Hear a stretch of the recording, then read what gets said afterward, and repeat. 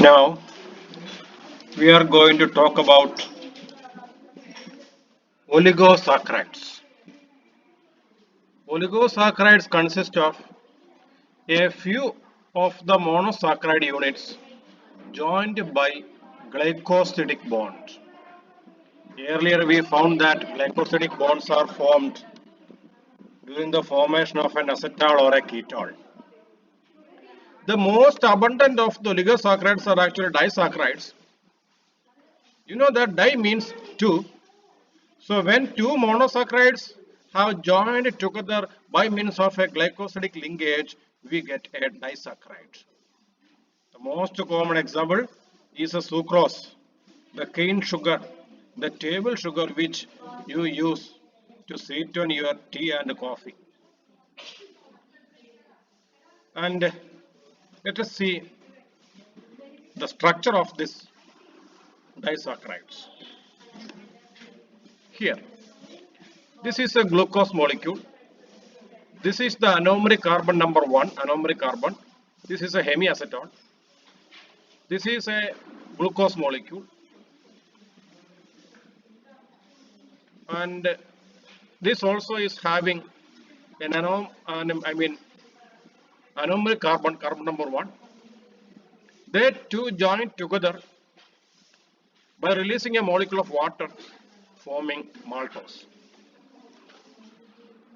Actually, how is it formed? Carbon number 1 of the first sugar has an OH group. That OH group is condensing with hydrogen atom of OH group of carbon number 4 of the next glucose. So, one molecule of water is released. Look here, red colored H2O, this OH and this H. Remember, OH is coming from carbon number 1, anomeric carbon, while H is coming from carbon number 4. This resulting compound is called maltose. What's the full name of this compound? Alpha D glucopyranosyl. Is it correct? Alpha D glucopyranosyl 1,4. Carbon number 1 of the first sugar bonded to carbon number 4 of the second sugar. 1,4 beta. This is beta glucose. So beta D glucopyranose in this case. In this case, the full name is alpha D glucopyranosyl 1,4 beta D glucopyranose. That is the full name. Is this disaccharide a reducing sugar or not? See, I told you during the reducing action, the anomeric carbon is involved. This maltose is a reducing sugar because it has anomeric carbon free. Anomeric carbon of this maltose is not engaged in bond formation, is not engaged in glycosidic bond formation with any other sugar. So this is a reducing sugar. While remember the case of sucrose. In the case of sucrose, you will see later, anomeric carbons are involved in the formation of glycosidic linkage, and therefore it is not a reducing sugar. Remember, a sugar is termed a reducing sugar only when its anomeric carbons are free. If there is one free anomeric carbon, it will be a reducing sugar. Okay? Actually, this bond is the glycosidic bond. This is the O glycosidic bond between two glucose residues. And that is what I was telling you so far. This is what is written there. And what are the common examples for or other examples for disaccharides?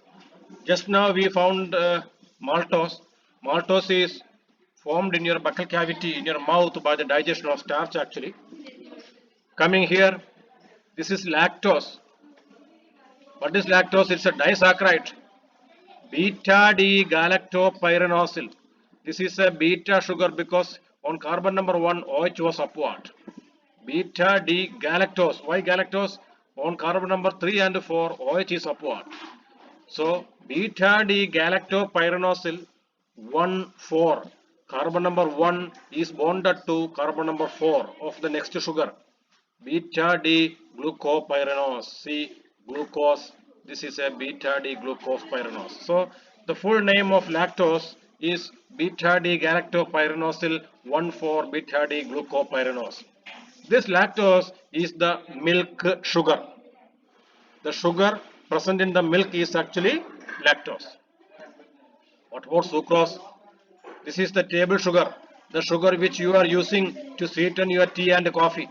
This is alpha D glucopyranosyl. You see here 1 2 alpha D glucopyranosyl 1 2 beta D fructofuranose or fructofuranose. Why furanose?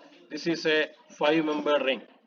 Alpha D glucopyranosyl 1 2 beta D fructofuranose.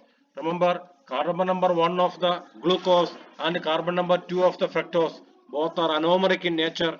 So now they are engaged in glycosidic bond formation. Therefore, sucrose is not a reducing sugar. Trehalose. Trehalose is alpha D glucopyranosyl 1 1 alpha D glucopyranoside. This trehalose is not that much commonly found in the case of human beings, etc. But it is present in the nature. I have given you some textbooks. You refer those textbooks and try to find out where is trehalose present. It is actually there in the skeleton of an insect. But you try to find out and tell me the answer.